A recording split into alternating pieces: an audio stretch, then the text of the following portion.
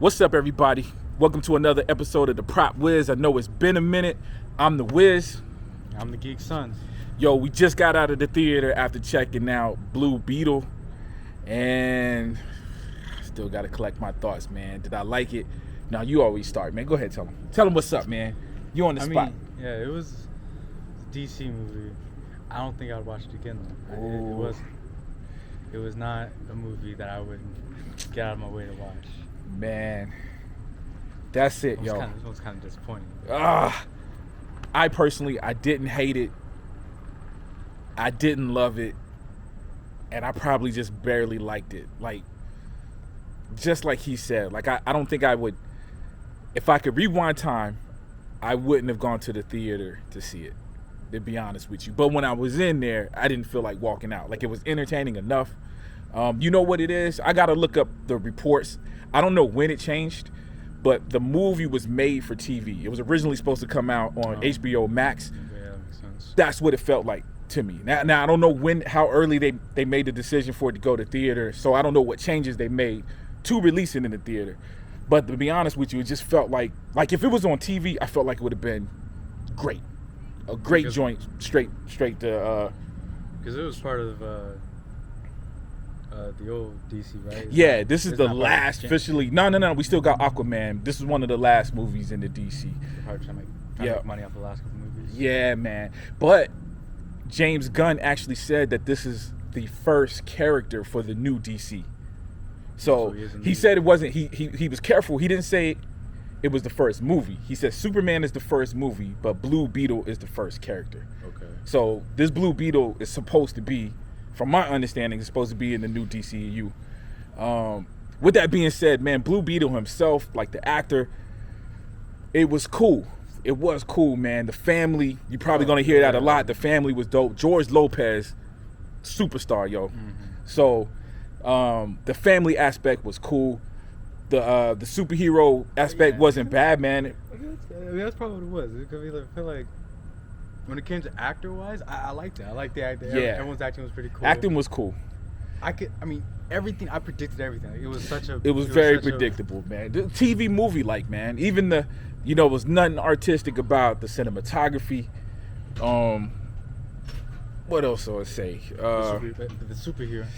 I didn't really care for the superhero part of it. So the superhero, right? It wasn't. It was almost Power Ranger-like, and it was extremely derivative, very, very derivative. And I kind of knew there was going to be a Iron Man aspect to this going in, but when I say derivative, I mean by scene. Like, I can see this scene from Iron Man was in here. When Iron Man learned how to fly is in this movie. Iron Man battling Whip Flash. You know what I'm saying? Was in this. By the way, Black Panther. They got a scene that's in Black Panther. I think both of the Black Panthers that was in this. When you were talking about him, not to spoil it, but you just talked about it earlier. There was a scene when he was talking to his dad, and it was like, yo, that was plucked out of Black Panther. Yeah, I didn't even think about it. But it was nowhere near as good as that Black Panther. But it was the same scene, though. You know what I'm saying? And the aspect, and then there was dialogue from Guardians. Like I can name a bunch of movies where it was like, dude, they even had Highlander. In fact, I'm gonna tell you that there was a scene when one of them jokers actually said there can only be one. Well, he said there can only be one of us, but come on, Highlander. So it was extremely derivative. Mortal Kombat.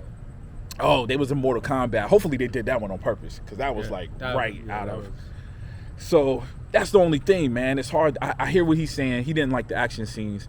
I like the action scenes, but the action scenes were derivative, and a lot of it was derived from older movies too. You know what I'm saying? You're talking about Iron Man's well over 10 years ago. You know what I mean? So it just didn't feel fresh. With that being said, if it was on TV, I would have been more lenient.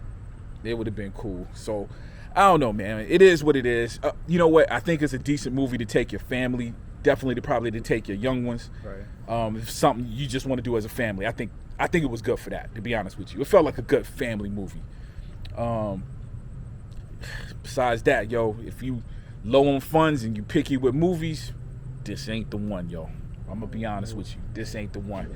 But anyway, man, that's my thoughts on it. I think this is the first one This is the first one yeah, for sure. yeah, that we that probably wasn't the most positive review. Because we noticed there was some of the bunch of the visual effects were definitely better than Flash.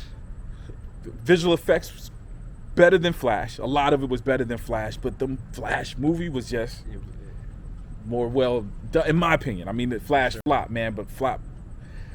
Indiana Jones was another one that flopped.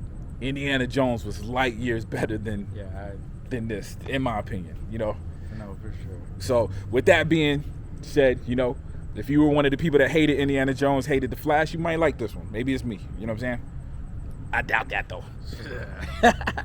Anyway, that's it for me, man. Any last thought? That's it. I don't think there's any spoilers even worth. I know, man. I don't want to tell you spoilers, but it's like the movie is mad predictable. So I don't feel like it, but it ain't worth talking about either. So anyway, man, that's my review. That's my thoughts. Wiz out. Geeks on out. Peace.